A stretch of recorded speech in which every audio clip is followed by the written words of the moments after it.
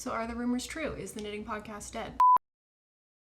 Hi, hello, my name is Allie. I'm an independent graphic designer and writer coming to you from just outside Toronto, and this is my channel where I talk about what I'm knitting, how it's going, and what it's costing me. And today I want to talk about the death, question mark, of the knitting podcast, what I feel about that whole thing, and also give you 10 recommendations for channels that I love if you just need a break from the knitting podcast format, if you want something that's still related to knitting and to fiber arts, but in a way that just takes a different form and just brings some more variety to your feed. So as for my mug and tea of the day, it is pouring out today. If you hear thunder at any point in this video, apologies. I can't control for that sound quality, but appropriately, I'm drinking out of my Danica Studio rainy day mug because it is what it is. And out of this, I'm drinking my usual Sloan Classic Earl Grey. As for what I'm wearing, this is my no frills cardigan from Petite Knit. This is a pattern that accommodates busts measuring from 30.5 to 59 inches. And I finished this 2 years ago now. I finished this right in the middle of summer 2024. And since then, I've worn this 74 times, which I feel great about. This project costs $211 Canadian all in, so if we divide that by 74 wears, that puts me at a current cost per wear of $2.85 Canadian, which, considering that I feel like this is, it looks like a statement piece. It doesn't look like something that you'd be building your day-to-day outfits around. But I both do that. I both use it as a statement piece in like a real outfit, to like go do something, and I just wear it around the house because it's super cozy. So this has actually proved so useful, and it did take me like 6 months to knit it, but I'm so glad that I did because this is one of those things where, I feel like some knits that I knit 2 years ago, I look back and I can see the things that I would do differently now. This one is just still perfect to me. I have no complaints. I'm just so glad it's in my knit wardrobe. And now before we get into the death of the knitting podcast, first I want to give you just a little shop update. Stickers have gone down in price. Price reductions. How often does that happen? Not very often. So this is my maker sticker. I also have my thanks I knit it and my I'd be wearing something I knit if it weren't so hot out. Holographic, super cute, and the price has actually gone down. I've had stickers in my merch shop for quite a while, but the economics of them have always been kind of tricky. Just the cost of shipping a sticker tends to be more than the sticker itself, and also because I've been doing merch on like a print on demand model, it's just expensive to even print one single sticker when you're printing in batches of one. So the margin on them was always very small, but with recent pricing updates on the like print on demand services part, I occasionally now actually lose a few cents when someone buys a sticker, which, obviously is not ideal. I feel like generally when you're buying merch from someone, you like to think, oh, I'm getting this cool thing that I like, and also I'm supporting this creator I like, and I don't think that like charging me 12 cents is really what either of us are going for. But I also just couldn't bring myself to raise the prices on them because already it was $5.50 US for a sticker and add-on shipping, and people ordering one sticker were paying almost $10 US for one sticker, and I was making no money from it. And I'm like, these numbers already sound so silly to me that like I simply cannot fathom increasing them. But what's changing now is that in large part thanks to my Patreon support, so thank you so much to those of you who are part of my Patreon, I've decided to invest the first few months of money from that into actually purchasing a small stock of my stickers so that they could be created for a much smaller individual unit cost, and I can ship them out in letter mail. So everything gets cheaper both on the production side and on the shipping side. And investing in this initial print run, because obviously I have to put money down up front and hope that I can sell them. But this was helped by being able to secure my first wholesale order. So if you were in the Waterloo region, please go check out Flying Squirrel because they're my first ever stockist for my stickers. You can find my stickers in their store, which is so cool and exciting to me. But so that also obviously helped subsidize some of that initial order. So like I said, these used to be $5.50 US. They're now $4 US. And shipping has also gone down because I'm just going to ship these out via letter mail, which is way cheaper than what the print on demand service was doing. So yeah, that's just a little bit of good news housekeeping for us today. So if you would like any of these cute stickers, I will leave my shop link in the description as always. So that brings us to the real topic of today. Is the knitting podcast dead? And this is something that I feel like I've started to see speculation about this within the last maybe 6 months to a year, an overall shift in the discourse around like, is this all over? And of course I am but one person, but for my perspective, my single sample size of one, personally, I am watching as many knitting podcasts as ever. My desire to watch them has not gone down, but I have noticed that some of the like OG knitting podcasts that I was watching at the beginning and that were some of my favorites, they have petered off, either posting a lot less consistently or less frequently than they used to, or in some cases disappeared altogether. And I wonder if in those cases, I mean, I think there's multiple possibilities. One could just be someone does something for a few years and it takes a lot of time and energy and it's fun, and at some point it's just not as exciting as it once was, right? It's not as novel. It's gotten to feel repetitive. You just want to spend your time on other things. I would suspect that a lot of it's probably that. I think that there's also sort of a natural growth curve that just tends to happen on YouTube channels where you get a few years of strong growth and then things kind of taper off, often even as subscriber counts continue to grow. Original subscribers stop watching, but never think to come back and unsubscribe. So you end up with these sort of lopsided numbers where your subscriber count is way higher than your view count. And I do suspect that that kind of feeds negatively into the YouTube algorithm, that it starts thinking, well, people who are subscribed to you aren't choosing to watch your videos anymore. People aren't interested in you anymore. So I do think that at a certain point, YouTube channels tend to plateau. And I could very much understand that feeling like a point where people just lose interest because it is so labor intensive to create videos. I can understand that once that sort of carrot at the end of the stick is gone, that you feel like you're just sort of spinning your wheels and not really getting anywhere for it in the way that you used to be. I could understand that taking a toll on your motivation and just deciding you'd rather spend your time on other things now. With my own channel, I've seen this year my channel has continued to grow both in subscribers and in views, but not at the rate that it was last year. This is the third year of my channel that I'm in right now. I'm sort of 2.5 years into having a channel, and I'm definitely noticing that the growth is slower than it was last year or the year before. And does that mean that fewer people are looking for new knitting podcasts? Maybe. Maybe it just means that fewer people are looking for and finding my knitting podcast, right? I don't know. And I don't have stats for knitting podcasts as a whole, right? So I don't know for sure whether the category is overall trending down as a genre, but if we accept the premise that it is to some degree trending down, because I feel like where there's smoke, there's probably fire. There has been lots of speculation around the idea of knitting podcasts dwindling out. So if we assume that this is true to some degree, whether in large degree, which I don't personally think so, that doesn't really map with what I feel like I'm seeing on YouTube, or to a lesser degree, which does feel very possible. I feel like there are a few kind of main factors that we can probably attribute that to, on top of what I was saying about just like creator burnout. Number one being, is it just about the content? Are people just bored of the format of finished objects and whips and acquisitions, right? In that order, following that mold every single time? Are people just sick of the repetition? Is it the length of the videos? Do people just have less of an interest in putting on long form videos right now? I could very much understand this being part of a sort of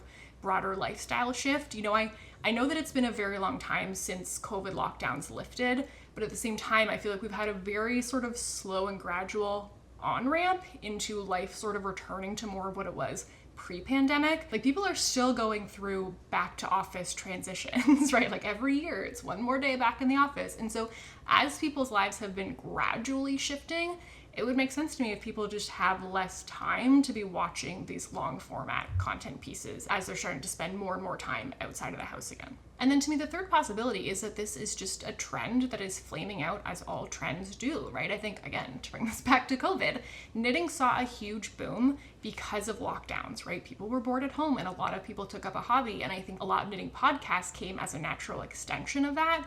And like any trend, bubbles pop eventually, right? So it would make sense to me if the decline that we are potentially seeing now is just a correction, just correcting the amount of this going on back to what it makes sense for it to be on a more ongoing timeline, where it's not such a spike of a fad at this particular moment because of the sort of larger cultural things going on. So I don't have a great answer about our knitting podcast dead. Are they dying? What's going on? I certainly don't think that they're dead.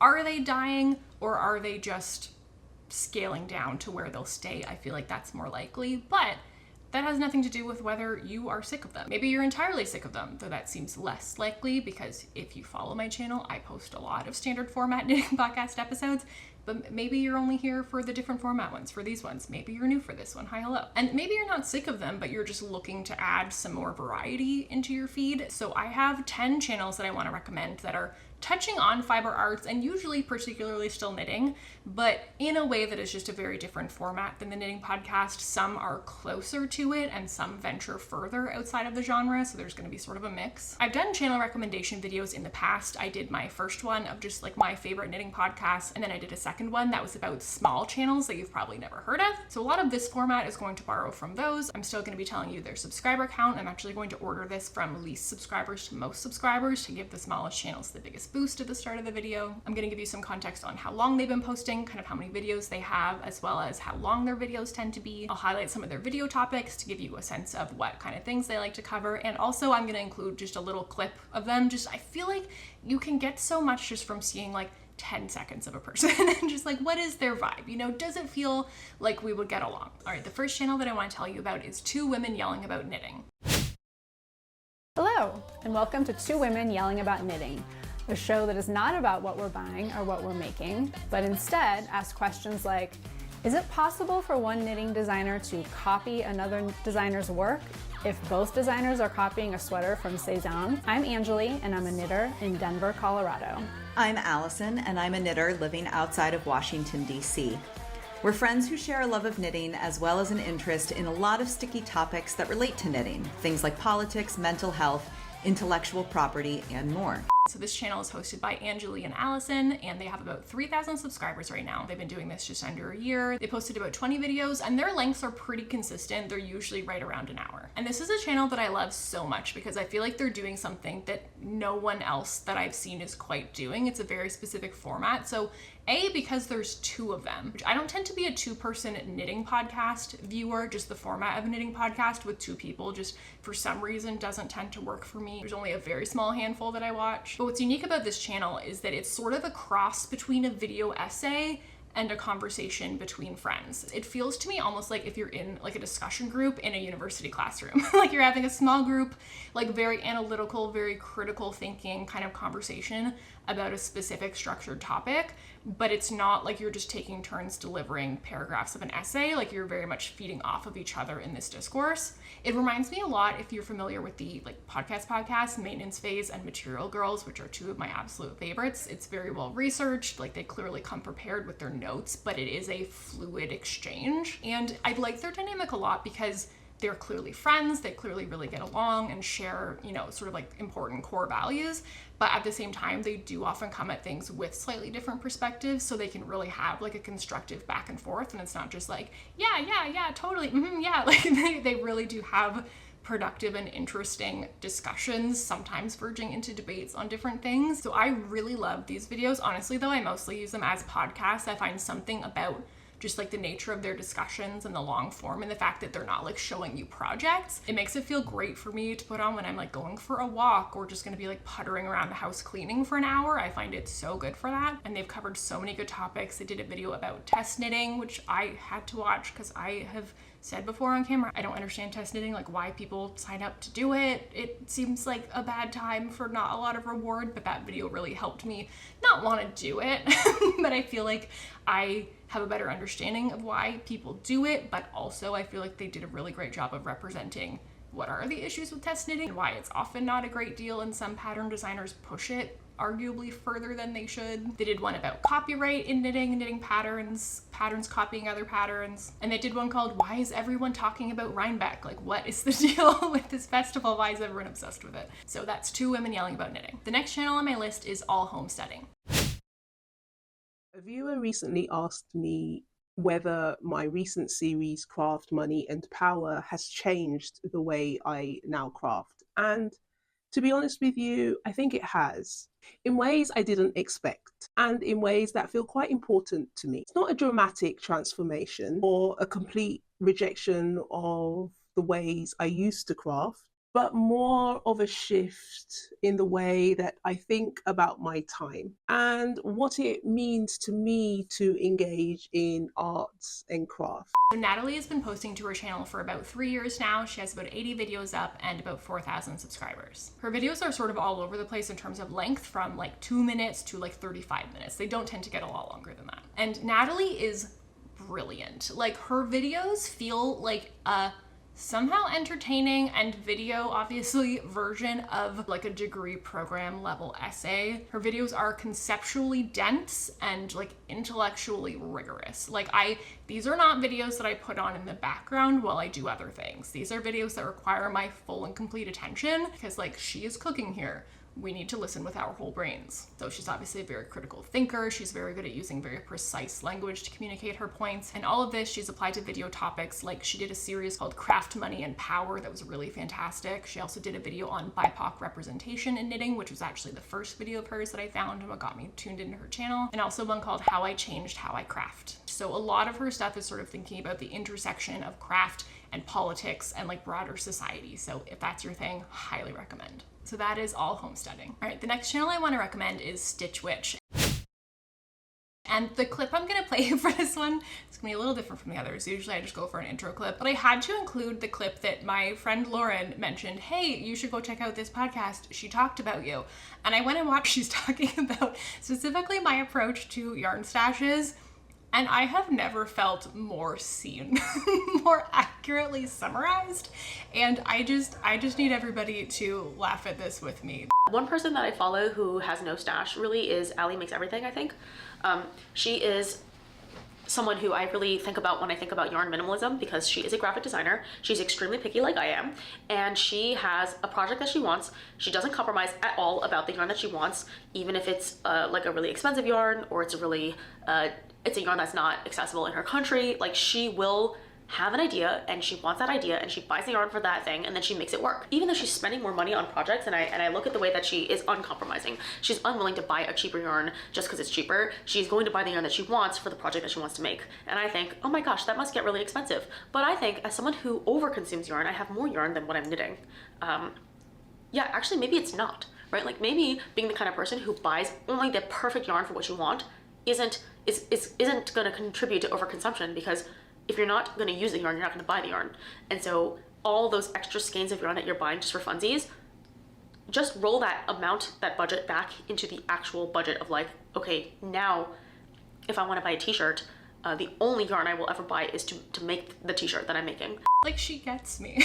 Because here's the thing. I have found that actually one of the unexpected things that is hard for me about having a YouTube channel, like negative comments are one thing, like that's fine. You kind of know to expect that. And usually like if I disagree with someone, I don't really take it much to heart. But something that I've found actually does really get under my skin in an unexpected way is when I feel like someone has fundamentally misunderstood me or is misrepresenting me in the way that they're responding to something that I've said.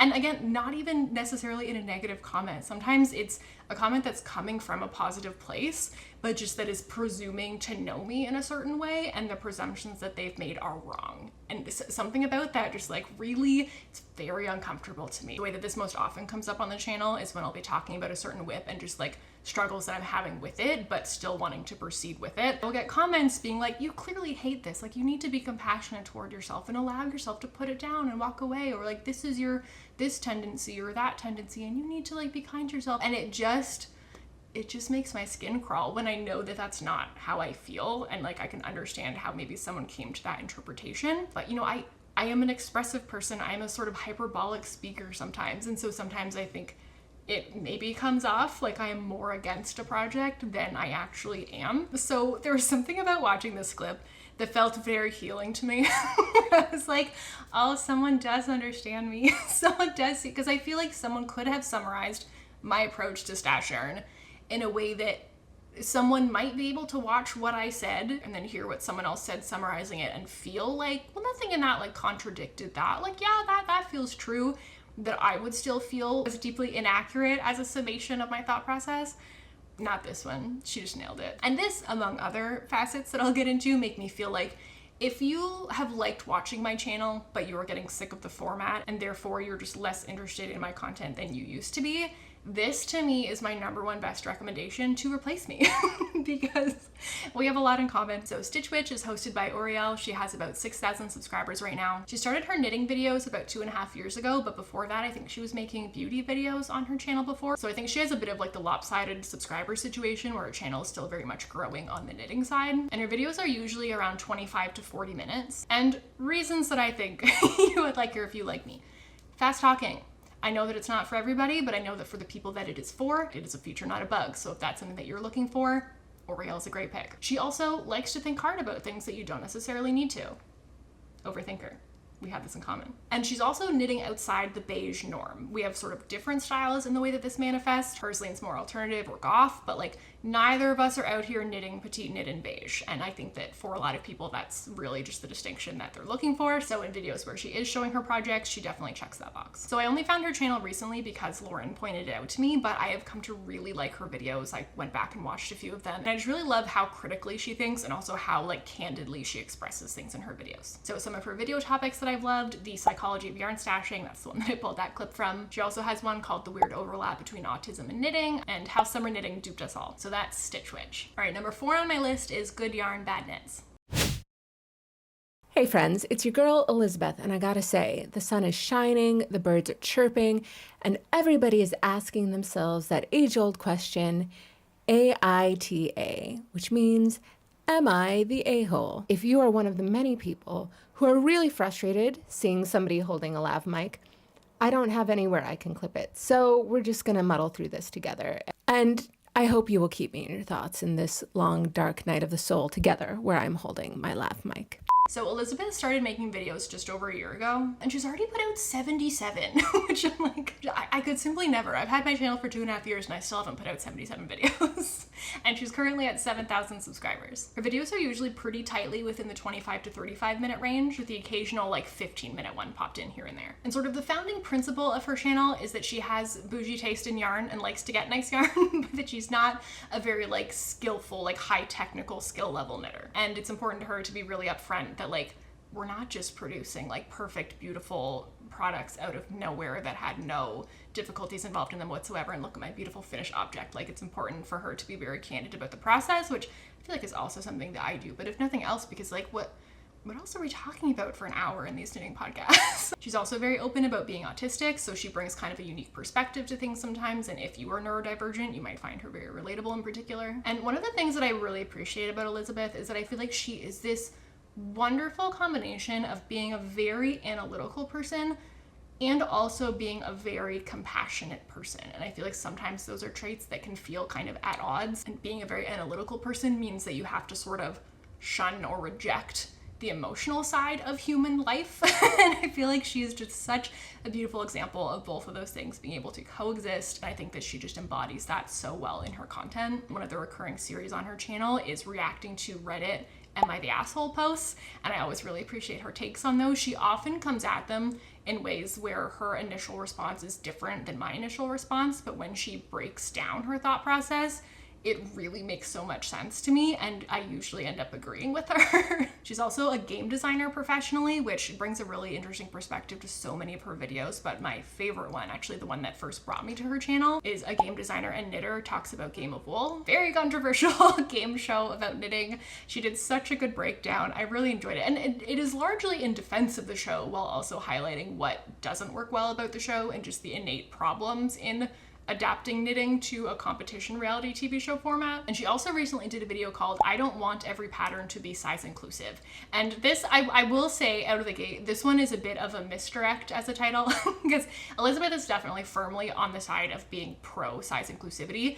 And the point of her video is more about discussing all of the different factors and things that need to go into a pattern being truly and correctly size inclusive. Like, it's not just about one singular bust measurement going up to a single size, because you can meet that criteria and still be producing a pattern that simply does not work on a human body and just is not fitting anyone well. She brings up the concern of knitting designers only bringing their patterns up to a 60-inch bust sort of out of this like knee-jerk response to like, well, people are saying patterns need to be size inclusive and I don't want to get canceled, and so I guess I have to do that, and not putting in the work to actually learn how to grade well over a certain size, because percentages and proportions do kind of change differently at different ends of the size range. So it does require more knowledge in order to be able to grade effectively to a size inclusive range. And so this video really gets into all of the details of that.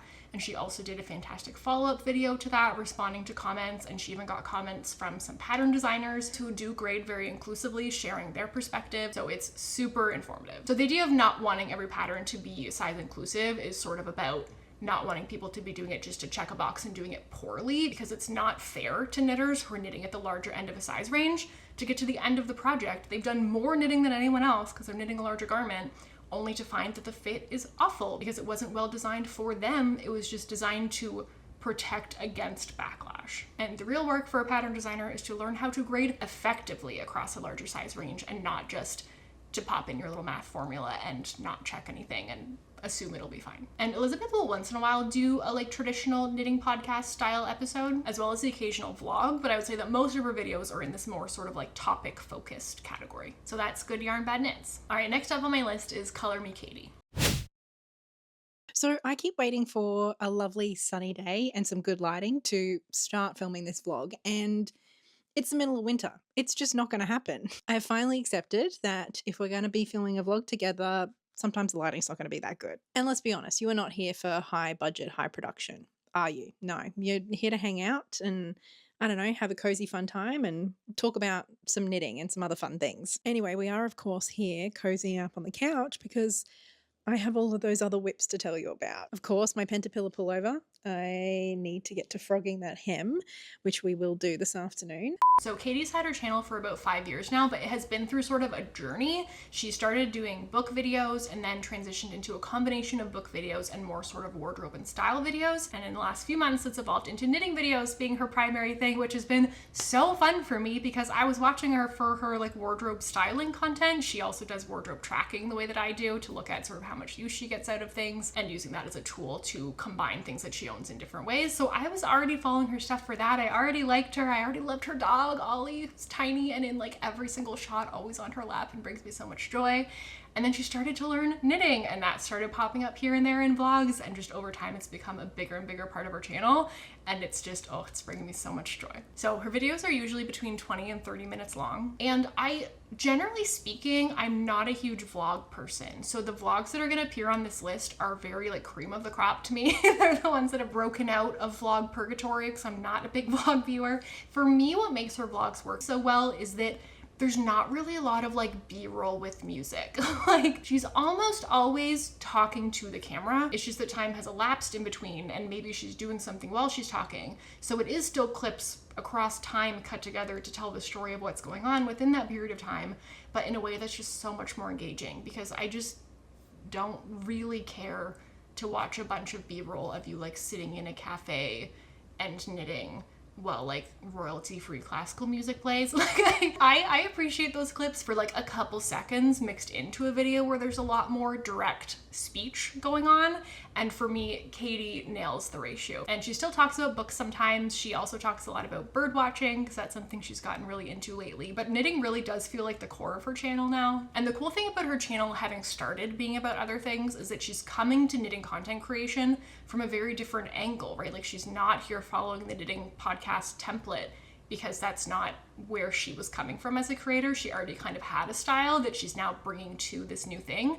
And also because her knitting journey started while she was already making videos, she's really captured like from the very beginning, her very beginner knitting journey into where she is now. And has it even been a year? Maybe it's been a year that she's been doing it now. But so one of her videos is how I knit my first ever sweater as a beginner knitter. She also did one called I Quit Knitting Monogamously, and this is what happened. This is of great interest to me as a notoriously monogamous knitter. And then she also did one that was sort of riffing off of a format that she used to do a lot when she was doing more wardrobe content, where she would hire a stylist through the Index app to give her outfits to try. She did one called I Hired an Index Stylist to Tell Me What to Knit, which is just such a different, like I've never seen anything like that in the knitting content realm. And I thought it was just really cool, the idea of like getting a stylist to help me figure out what I could knit that would fill a hole that you're seeing in my wardrobe. So her content, it's so different and it's so great. I just love Color Me Katey. Okay, the next channel is Carla's Calling.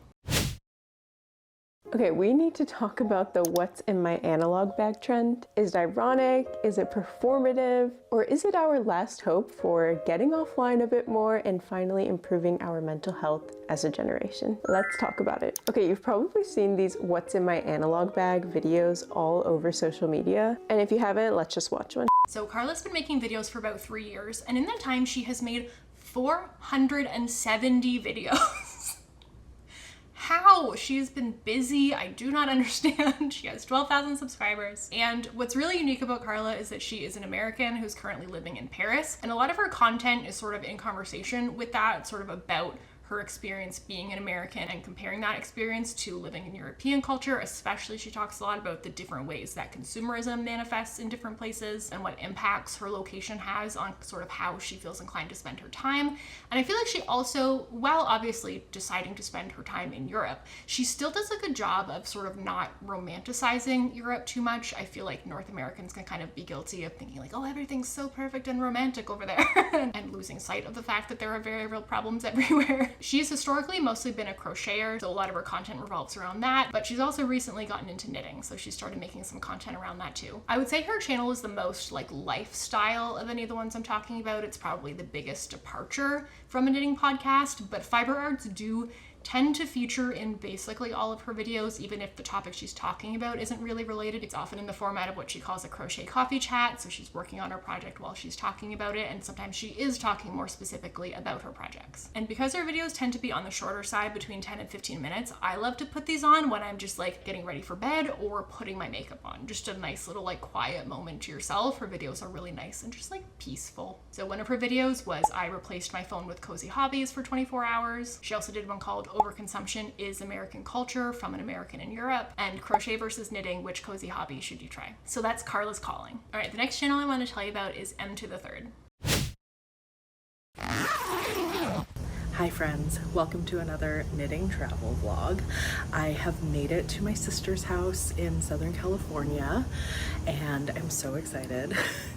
I was talking about this in the last couple of vlogs, so some of you are anticipating it, but we are driving up to Big Sur tomorrow to go camping for a few nights. So Mackenzie has about 13,000 subscribers and she's been doing this for 7 years. She was doing this in 2019, pre-pandemic. She was out here making knitting videos and is still at it and has made over 400 videos. Can we just like, the dedication.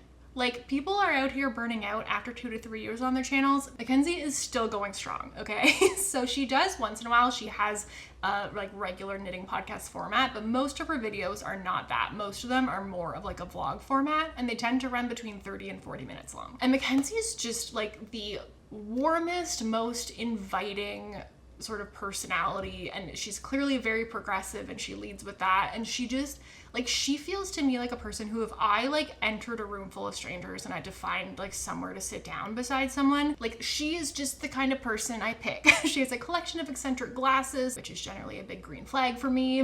Very like art teacher / Miss Frizzle vibes. Everything about her just tells me we would get along. And like I said, I'm not usually a huge vlog person, but when I'm gonna put on a long format vlog, it's gonna be hers. When I'm in the right mood, her videos are perfect. I got super into her Vlogmas videos that she did this year. I was in this period during Vlogmas where I had a lot of stuff to do that was the kind of thing that I like to throw something cozy on in the background during. And Mackenzie's videos are just perfect for that. Like, I just felt like we were just like hanging out. And it was just very nice, calming time. And when I'm ready for that kind of vlog, it's always Mackenzie's. So in addition to her Vlogmas video, she also recently did a travel knitting vlog about her trip to Big Sur, and one called Reorganize My Knitting Room with Me. So that's Mackenzie's channel, M to the third. All right, the next channel that I want to tell you about is The Hairy Knit. Fashion is in a very interesting place right now because the world is in an interesting place. Understatement of the year. Because of that, people are looking into nostalgia back to the 90s, the 80s, the early noughties, and Gap seemed to listen. With the relaunch or reissue or revitalization of the new Gap Happy Stripes collection, they seem to be really excited, but most people are not. So let's talk about it. If you're new here, hi, my name is Bash Harry. This is The Hairy Knit. We mostly talk about knitting. I love making garments, but I'm also somebody who knows a little bit about sewing. So Bash Harry has been posting videos for almost 5 years now. She has about 14,500 subscribers, and her videos usually run between 25 and 45 minutes. And she is just the most like bubbly, fun, like instant best friends kind of vibe. I just really like her personality. It kind of feels like your friend is meeting you over coffee to like confide in you a little bit over knitting things. And one of the things that also stands out when she is talking about her finished objects and the things that she's working on is that she lives in Brunei, so it is a super hot climate. So she's just knitting a lot of different things than like if you're used to watching a lot of creators who are in North America or in Northern Europe or Scandinavia. Like she is just knitting different styles of things out of different fibers, and it adds nice variety. Or if you also live somewhere where you're like, I can't be wearing all of these sweaters, she might be a good resource for you. And while she's not usually doing like a knitting podcast format, she does often talk about the things that she has knit just in different sorts of formats. So the types of things that she knits really does like play into the channel content a lot. And she is actually the one who first got this idea of like, is the knitting podcast dead on my radar, because she did a video about this. So that was sort of my first introduction, both to that idea really, and also to her channel. But I stuck around because again, I like her personality. She also did one called I Knit 10 Summer Tops. Here's my honest ranking. So see again above about hot weather garments. And she also did one very recently called We Need to Talk About Gap's Fake Knitwear. So I would say that the format of a lot of her videos is sort of the type of video that I make when I'm not making a traditional knitting podcast update like today, because I didn't really have anything to talk about because I am just still knitting these socks. I have nothing interesting to say. So when I'm going off format, that's basically what she's doing most of the time. And at the frequency that I would post something that is not that format is sort of how often she posts something that is the traditional knitting podcast format. So that's the hairy knit. All right, for number 9, Lucy Liang. A legal dispute between an outdoor recreation brand and a drag queen was not on my 2026 bingo list. What is going on with the Patagonia lawsuit? Let's look at it. So Lucy's channel goes back about a year and a half with 70 videos and 60,000 subscribers. So Lucy's killing it. And also I see why. They range anywhere from like 15 minutes to 60 minutes, just really depending how long the topic needs. And Lucy posts a combination of some videos are like crochet pattern tutorials, and the other videos are such strong video essays. Like the research is there. Lucy is incredible at covering a topic in depth with nuance, covering all of the angles. And that does not mean that there's not a point of view or a perspective being shared, that it's a like, oh, like everyone's right, I'm not going to pick a side. It's not that. It's just, here's the full entire picture. Here's kind of what I take from that. Take from that what you will, but here's everything you could possibly need to know, down to, like as an example, Lucy recently did a video about the Patagonia lawsuit that has the text of that lawsuit on screen that we are going through together. And we were actually looking at what things actually say and just covering the situation in so much more depth and really giving me a much clearer picture of all facets of this than I felt like I was getting anywhere else at all, even remotely. Lucy also did one called Let's Talk About the Red Hats, and one about the latest Stephen West controversy, which again, thank you for giving me a summation of this whole thing. So good for like big picture, like something kind of serious is going on, but there's so many bits and pieces scattered around the internet. So Lucy's just extremely good at laying out all of the details of a very complex situation and presenting it to you in a very digestible and understandable kind of way. And fun fact, a lot of the channel proceeds go toward rescuing and rehabilitating disabled street pigeons. There are sometimes just pigeons in Lucy's house being shown on camera. I was like, oh, this is the latest rescue pigeon. And I have a soft spot for pigeons. Humans really screwed them over. Further reading, look into carrier pigeons and what happened to them when the telegram was invented. It's not good. This is why they're all over cities and around people, because they think they're supposed to be. Shout out to Lucy for both your amazing videos and also your rescue pigeon work. All right, the last one on my list, since we're going in order of least to most subscribers, one's a bit of a juggernaut. Honestly, if you haven't heard of this one, I might be surprised, but I have to put them on there because if you don't know about them, you must. I could not make a video about this category without mentioning Aspen in the Moment. In the winter of 2025, all of a sudden, I started to see this pattern literally all over my Instagram Explore page. These are the Sailor Slippers, a striped felted knitting pattern published in October of 2025 on Etsy and Ravelry. The reason that I was seeing these slippers everywhere is because thousands of people were buying the pattern and making it. And this unassuming slipper, believe it or not, was the center of a bit of drama last month. It's a tale as old as time. Someone releases a pattern, it gets popular, and then they accuse someone else of copyright infringement. So Aspen, at least to me, as far as I can tell, is sort of the like OG knitting crochet world gossip account.